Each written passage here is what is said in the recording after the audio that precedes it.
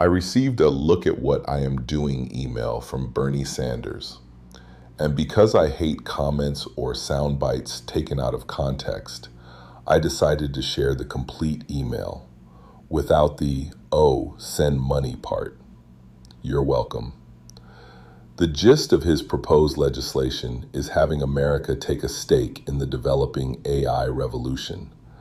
And I have to admit, the general idea could help fill the enormous hole in our coffers created by the current administration and their efforts to bankrupt this nation.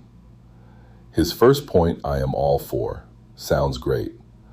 This legislation would guarantee that the trillions of dollars potentially generated by AI are used to improve the lives of all of us, not simply to make the richest people in the world even richer.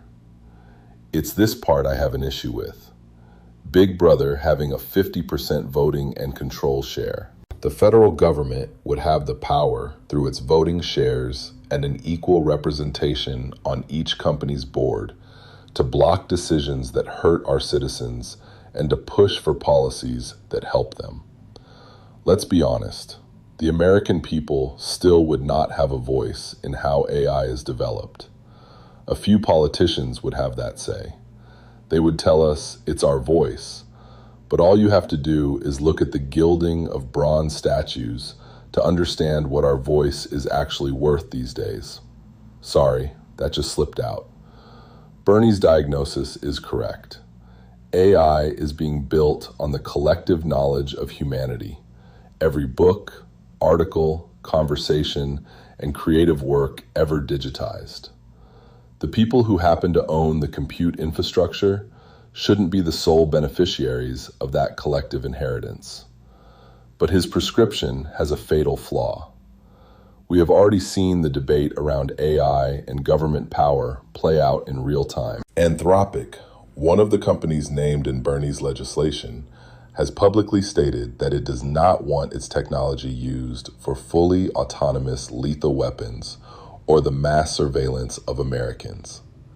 That is exactly the kind of ethical guardrail that responsible AI development requires.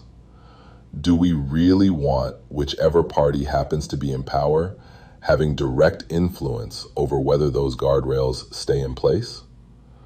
Do we want political considerations overriding ethical ones when the technology has the potential to do tremendous good and tremendous harm simultaneously?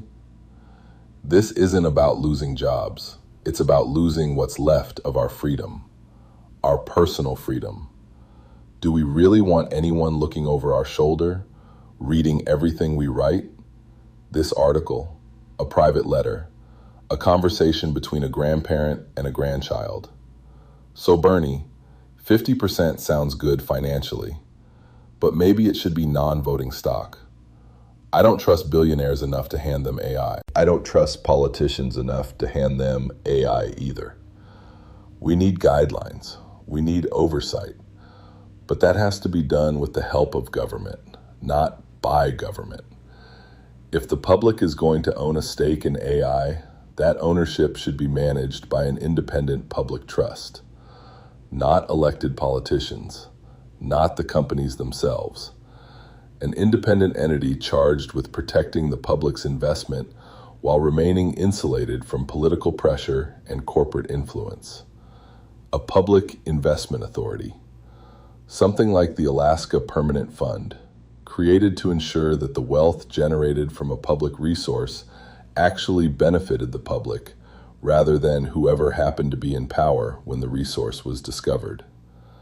The question isn't whether public investment in AI should exist. The question is how to structure it so that neither politicians nor corporations can abuse it. Bernie is asking the right question. He just needs a better answer. The promised email I won't read to you, but it is included in the written version of Bernie, Bernie, Bernie.